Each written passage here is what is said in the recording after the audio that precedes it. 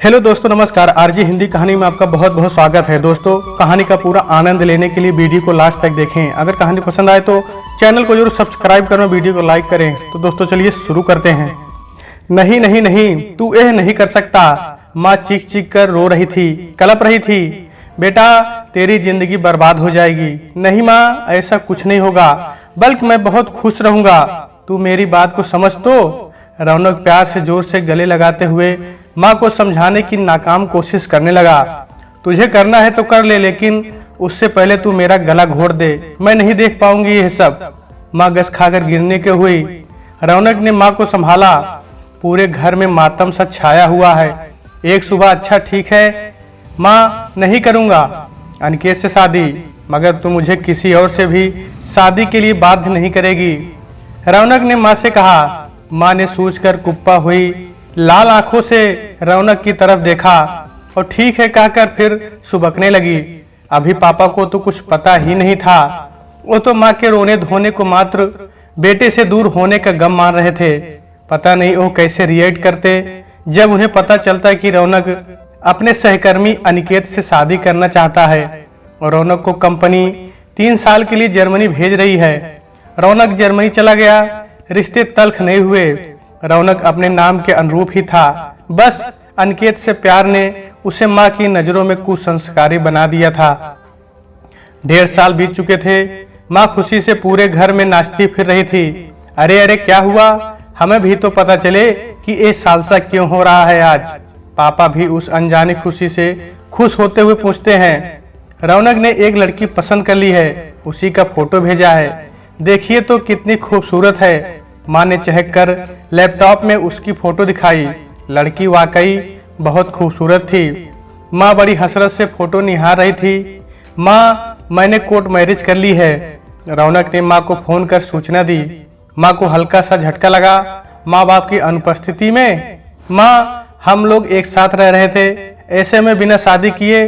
ठीक है बेटा, जिसमें तेरी खुशी। माँ संभलते हुए बोली। तुम दोनों वापस इंडिया आओगे तो धूमधाम से रिसेप्शन दे दूंगी। तुम दोनों हमेशा खुश रहो। आज रौनक घर आ रहा था। आरती की थाली तैयार थी। डोरबेल बजी। माँ ने लपक कर दरवाजा खोला। रौनक बहू के साथ दरवाजे पर था। माँ ने झट से रौनक को गले लगा लिया। उसने भी माँ के पैर छुए और बहू ने भी। माँ ने दोनों को आशीर्वाद दिया। माँ, ये अंकिता है। रौनक ने माँ से उनकी बहू का परिचय कराया। माँ ने बहू को गौर से देखा। गोरी चिट्टी, दुबली पतली, धानी कलर की साड़ी, लंबे नाखूनों पर सजा मैचिंग नेल पेंट, एक हाथ में मैचिंग चूड़ियां और दूसरे में खूबसूरत ब्रेसलेट, कजरारी आंखों में चमक, नेचुरल लिपस्टिक से सजे मुस्कुराते होंठ। माँ को बहू बहुत पसंद आई। बलिहारी हुई जा रही थी। शीघ्र ही आस पड़ोस की महिलाएं बहू की मुंह दिखाई के लिए एकत्र होने लगी थी। तरह तरह के आशीर्वाद से, तारीफों से बहू बेटे की झोली भर रही थी। माँ को असीम शांति मिल गई थी। पापा से कह रही थी, अपने रौनक की जिंदगी बर्बाद होते होते बच गई। उस अनिकेत से शादी का भूत उतर गया। मेरे बच्चे का घर बस गया। उधर रौनक और अंकिता सोच रहे थे माँ को जेंडर चेंजिंग ऑपरेशन के बारे में बताया जाए या नहीं कि अनिकेत ही अंकिता है। माँ की आंखों में नींद नहीं थी। वो पापा से बोली, चलो ना जी, चलकर बच्चों से मिल आते हैं। अभी इतनी रात को? अरे वो लोग सो गए होंगे, सुबह मिल लेना। सुबह में मिलूंगी, मगर अभी भी सिर्फ देखकर चली आऊंगी कि बहू को कोई परेशानी तो नहीं है। अरे परेशानी होगी तो रौनक है ना उसके पास, और वो कोई मेहमान थोड़ी ना है जो औपचारिकता कर रही हो। नहीं, सिर्फ 2 मिनट के लिए चलिए प्लीज। आखिर पापा को उठना पड़ा। दोनों बच्चों के कमरे के बाहर पहुंचकर ठिठक गए। बच्चे अभी जाग रहे थे, बातें हो रही थी। पापा ने खुशफुसाकर मम्मी से कहा, हो गई तसल्ली? अब वापस चलोगी कि खड़े होकर दोनों की बातें सुनोगी? बस 1 मिनट, चलती हूँ। माँ ने पापा को रोका। ओफो, तुम भी ना, खड़ी रहो रात भर यहीं, सुनती रहो बेटे बहू की बातें। मैं जा रहा हूँ, आना जब मन करे। मम्मी भी वहां से बहुत जल्द ही हट गई। अंकिता और रौनक दोनों ने ही निश्चय किया कि माँ को कुछ नहीं बताना है। जब तक बात छुप सकती है छुपा लेंगे। जिस दिन सच सामने आएगा उस दिन देखा जाएगा। अगले कुछ दिन घर में खुशियों भरे थे। माँ कभी बहू के साथ मंदिर जाती तो कभी शॉपिंग। जी भर का दुलार लुटा रही थी माँ। बहू भी हर तरीके से माँ का दिल जीतने की कोशिश करने का कोई मौका ना छोड़ती। अंकिता ने मानो उनकी बेटी की कमी को पूरी कर दी थी। माँ भी उसको बेटी की ही तरह दुलराती थी। उनका प्यार और भी बढ़ गया था जब उन्हें पता चला कि अंकिता के माँ बाप बचपन में ही गुजर चुके थे। किसी तरह संघर्ष मेहनत करके उसने अपने दम पर पढ़ाई पूरी कर एक प्रतिष्ठित कंपनी में जॉब हासिल की थी। माँ के पूछने पर उसने बताया कि वो भी उसी ऑफिस में काम कर रही थी जिसमें रौनक कर रहा था। माँ बाप परिवार रिश्तेदारों का जिक्र करने पर अंकिता बहुत उदास हो जाती थी, इसलिए माँ ने भी कुछ पूछना छोड़ दिया था। बेटे की शादी की ख्वाहिश तो पूरी हो गई थी और दिल में एक नई ख्वाहिश की जगह हमेशा बनी रहती है।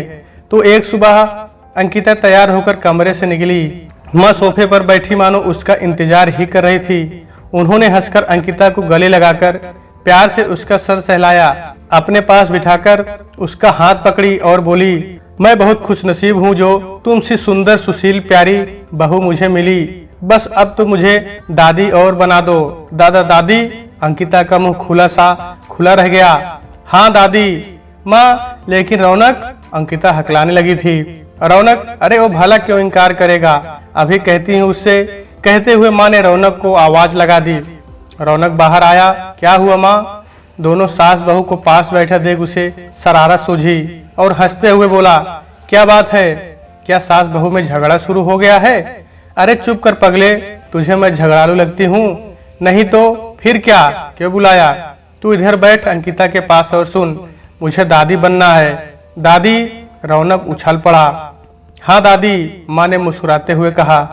पर माँ अभी तो शादी हुई है, इतनी जल्दी बच्चे? जल्दी कहाँ, अभी प्लान करोगे तब कहीं जाकर साल बाद में वो शुभ अवसर आएगा। हाँ माँ, मगर माँ अभी तो हमने इस बारे में बिल्कुल नहीं सोचा है। नहीं सोचा है तो अब सोच लो, कहकर माँ उठ गई।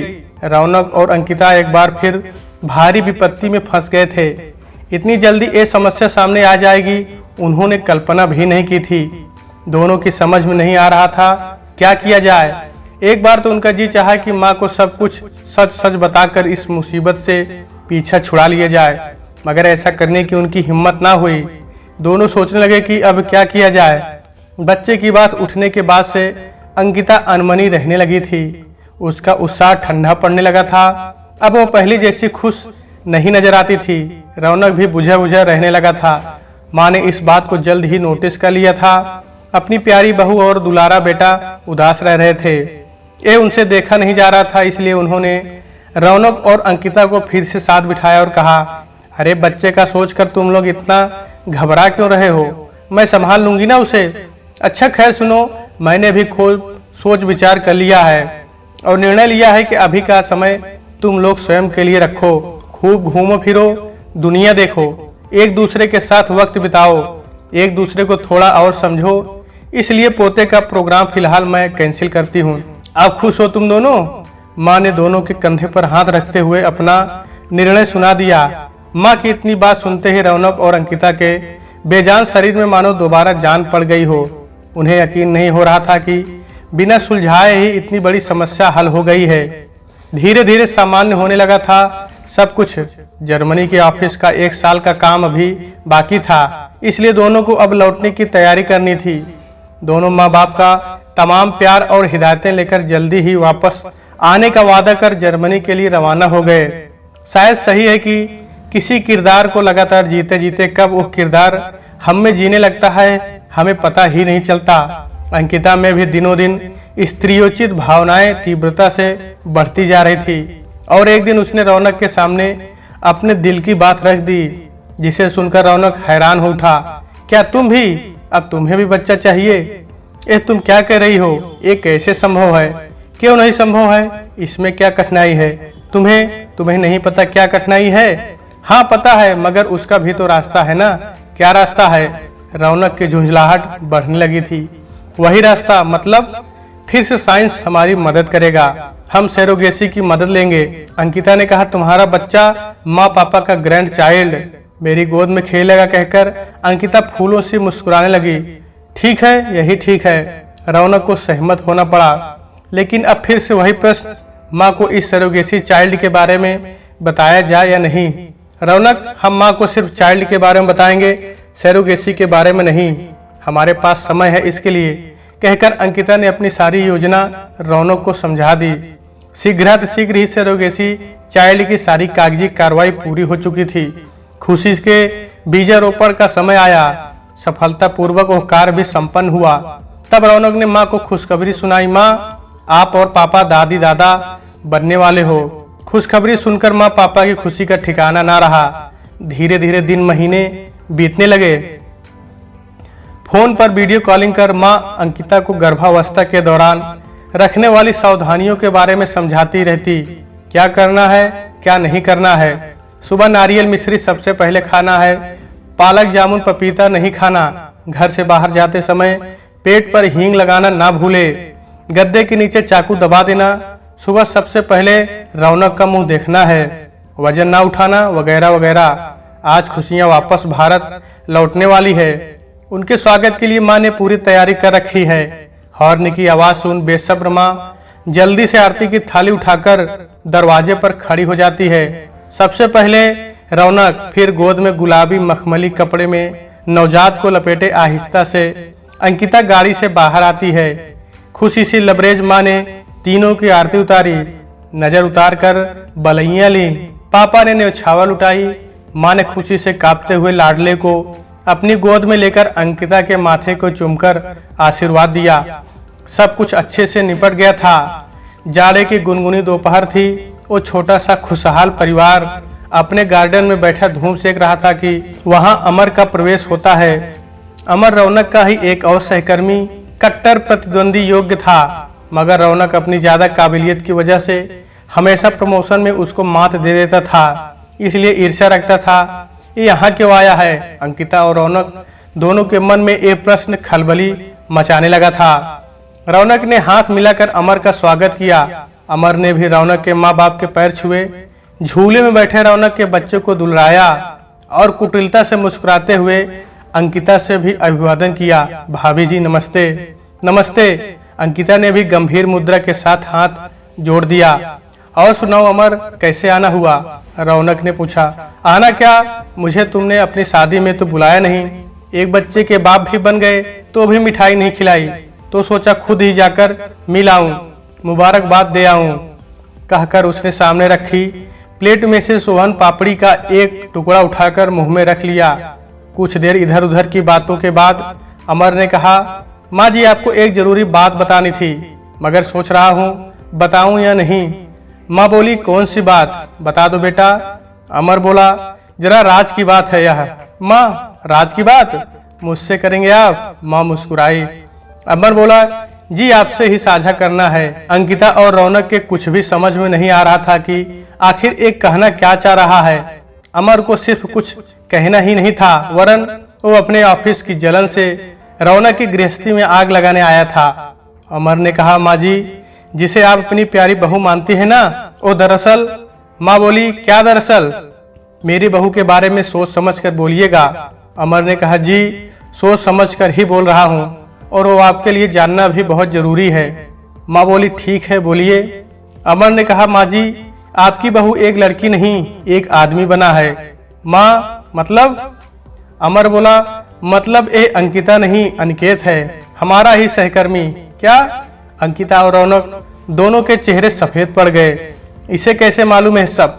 अंकिता तो चकराकर गिर ही जाती अगर रौनक उसे संभाल न लेता। माँ बोली, हाँ तो? अमर ने कहा, तो क्या माँ जी? अपने राज को हल्के में जाना अमर को कंफ्यूज कर गया। एक आदमी आपकी बहू बना बैठा है। माँ बोली, आदमी? माँ जोरों से हंसी। माँ ने कहा, बेटा ठीक से देखो, वो अंकिता है, मेरी बहू, कोई आदमी नहीं है। अमर ने कहा, माँ जी वो आदमी ही है। अमर जबरदस्ती माँ को कन्विंस करता हुआ आवाज में जोर डालने लगा। अनिकेत ही जेंडर चेंज ऑपरेशन कराकर अंकिता बना है, आप समझ क्यों नहीं रही? माँ बोली, मुझे मालूम है। क्या? अंकिता, रौनक, अमर तीनों के मुंह से एक साथ ही निकला। उनके मुंह खुले के खुले रह गए। माँ बोली, जी हाँ मुझे सब कुछ मालूम है। पापा भी मुस्कुरा रहे थे। माँ बोली, अमर जी आपको कोई और राज पर्दाफाश करना है? अमर के काटो तो खून नहीं। वो तेज कदमों से चलता हुआ यह लगभग भागता हुआ गेट के बाहर निकल गया। माँ, तुम्हें पता था? रौनक ने घबराहट में बड़बड़ाते हुए अधीर स्वर में पूछा। अंकिता उसके पीछे झिझकी सी खड़ी थी। माँ बोली, हाँ। रौनक ने पूछा, मगर कब और कैसे पता चला? माँ बोली, जिस दिन तुम लोग शादी करके आए हो उसी रात मैं और पापा तुम्हारे कमरे में तुम दोनों के पास बैठने आ रहे थे कि तुम्हारे चिंतित स्वर में हो रही बातचीत ने मुझे दरवाजे के बाहर ही रोक दिया। मैंने सुना तुम लोग कोई ऑपरेशन कराकर आए हो और अब मुझे उसके बारे में बताने या ना बताने के बारे में सोच रहे हो। अंकिता और रौनक बर्फ की सिल की तरह बिल्कुल जम गए थे। महीनों से दबा एक विस्फोटक सच इतनी सहजता से बाहर आया था कि कोई भूचाल न आया। रौनक ने कहा, माँ, फिर तुमने हमसे तुरंत कुछ कहा क्यों नहीं? माँ बोली, क्या कहती और क्या करती? तुम लोगों ने इतने बड़े फैसले पर इतनी जल्दी अमल कर लिया। उस पल कितना भारी घूंसा लगा मेरी छाती पर, तुम कल्पना नहीं कर सकते इसकी। रौनक और अंकिता अपराधी की भांति सर झुकाए बैठे थे। माँ बोली, तुम्हारे इस फैसले के बाद क्या घर से निकाल देती तुम लोगों को या खुद आत्महत्या कर लेती? वैसे तुम लोगों को एक बड़ा मौका दिया था मैंने सच्चाई बताने का। रौनक ने कहा, मौका? कब दिया? कौन सा मौका? माँ बोली, वही मौका जब मैंने तुझसे पोते की डिमांड रखी थी कि शायद अब तुम लोग सच्चाई बता दो, लेकिन तुम लोगों ने तो ठान लिया था कि नहीं बताना तो नहीं बताना। वैसे तुम लोगों ने मुझे खूब बुद्धू बनाया, कोई कसर नहीं छोड़ी। रौनक बोला, बुद्धू? कैसा बुद्धू माँ? माँ बोली, कैसा बुद्धू? माँ रौनक के कान पकड़ते हुए बोली, अंकिता के माँ बनने की खबर। अंकिता बोली, क्या? माँ, वो भी आपको पता है? परत दर परत रहस्य खुलते जा रहे थे। जो वो भी पता था इस बार जवाब पापा ने दिया। रौनक ने कहा, कैसे कैसे पता चला आप लोगों को? पापा बोले, जन्म दिया है तुमको, माँ बाप है हम तुम्हारे जीवन में क्या सुख दुख चल रहा है भला इसकी खबर ना रखेंगे? रौनक ने कहा, माँ, तो फिर आप लोगों ने तुरंत मुझसे कुछ कहा क्यों नहीं? माँ बोली, कुछ कहने के लिए तुम लोगों ने कुछ छोड़ा ही नहीं था। एक नादानी तुम लोग कर ही चुके थे। अब हाय तौबा मचाकर शेष जीवन को क्लेश में नहीं बताना था। इसलिए बहुत सोच विचार कर मैंने और पापा ने निर्णय किया, तुमसे रिश्ता तोड़ देने से समस्या हल नहीं होगी बल्कि और बढ़ जाएगी।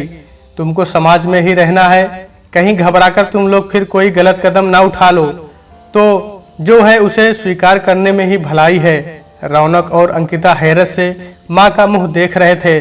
माँ बोली, मैं तुम दोनों से एक बात पूछती हूँ, सारे रिश्तों की छोड़ो, एक माँ को अपनी बेटी कितनी प्यारी होती है, तो माँ क्या उससे ये सोचकर शादी कर ले कि वह उसे कभी अपने से दूर नहीं होने देगी? बोलो ना। मैं सिर हिला रौनक और अंकिता का।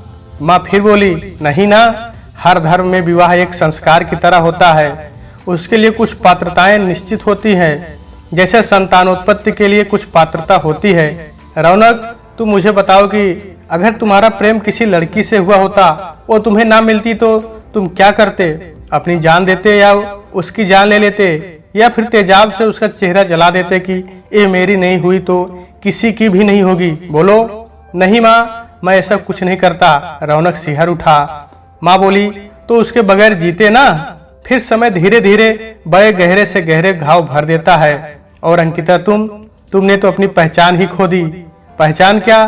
तुमने तो अपना अस्तित्व ही खो दिया। ना ही एक माँ के रूप में, ना ही एक पिता के रूप में तुम्हारा कोई अंश तुम्हारी संतान में होगा। इस संसार से खुद ही तुमने अपना अस्तित्व खत्म कर लिया। एक बात मजबूरीवश कहने पड़ रही है कि ईश्वर ना करे कल को तुम्हारे पति का साथ तुमसे छूट जाता है तो तुम क्या करोगी? अंकिता प्रश्नवाचक नजरों से माँ को देख रही थी। माँ बोली, तुम्हारे पास तो हाई स्कूल का एक सर्टिफिकेट तक नहीं है, क्या हर जगह जेंडर चेंजिंग ऑपरेशन का प्रमाण पत्र संलग्न करोगी? तुम्हारी सिर्फ वोटर आईडी हो सकती है, बस अपनी दुर्दशा की कल्पना कर सकती हो बस। माँ की बातें सुनकर अंकिता भय से कांप रही थी। माँ ने कहा, जहाँ सच्चा प्यार होता है वहाँ मन एकाकार हो जाते हैं, फिर तन किसी भी से भी जुड़े तन का मिलन क्षुद्र हो जाता है। तुम लोग आत्मा से जुड़े ही नहीं, तुम्हारा ध्यान तो शारीरिक प्रेम पर ही रहा। उसको पाने के लिए तुमने अस्वीकृत कृत्य को भी स्वीकार कर लिया। संसार का निर्माण प्रकृति और पुरुष ने किया है, यही होता रहा है, यही होता रहेगा। ऐसे बंधन अपने आसपास गंदी सोच ही फैलाते हैं। माँ, अंकिता ने डबडबाई आंखों से माँ की तरफ देखा और फफक कर रोते हुए माँ की गोद में मुंह छुपा लिया। ये मैंने क्या कर दिया? अंकिता की घुटी घुटी सी आवाज सुनाई पड़ रही थी। ये क्यों हुआ? रौनक जो बुत बना बैठा था उसके होंठ बड़बड़ाए और आंखों से सैलाब उमड़ पड़ा। अंकिता बेतहाशा रोए जा रही थी। शायद ये आंसू पछतावे के ही थे। माँ समझ गई दोनों को ऐसा आघात लगा है जिसकी टीस अब उनके जीवन से कभी नहीं जाएगी। माँ बोली, तुम दोनों अब आंसू पोंछो और ध्यान से मेरी बात सुनो। जो हुआ वो अब बदल नहीं सकता, ये सच है। मैं मानती हूँ कि ब्रह्मांड की कोई भी क्रिया ईश्वर की मर्जी के बगैर नहीं होती और अपने कर्मों का इसमें पूरा योगदान होता है। तमाम पौराणिक ग्रंथ मनुष्य जीवन की जटिलताओं को समझाने के लिए लिखे गए हैं। अब खुद को तसल्ली तो देनी ही होगी। तो हो सकता है अनिकेत ने किसी जन्म में कभी किसी स्त्री का इस तरह अनादर कर दिया हो कि उसे स्त्री का रूप लेकर उसकी पीड़ा को महसूस करना पड़े, या शायद कभी इच्छा करी हो कि उसे भी एक बार स्त्री स्वरूप मिले।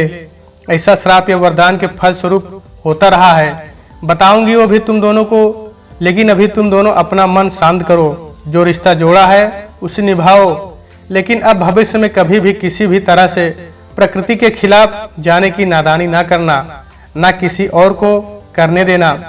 यह आवेशित भावना है जिसके दुष्परिणाम ईश्वर जाने भविष्य में कितने भयावह होंगे।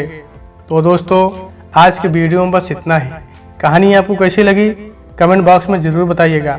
अगर कहानी पसंद आई है तो कृपया चैनल को जरूर सब्सक्राइब करें और वीडियो को लाइक करें। तो दोस्तों आपसे फिर मिलते हैं अगले वीडियो में। तब तक के लिए नमस्कार।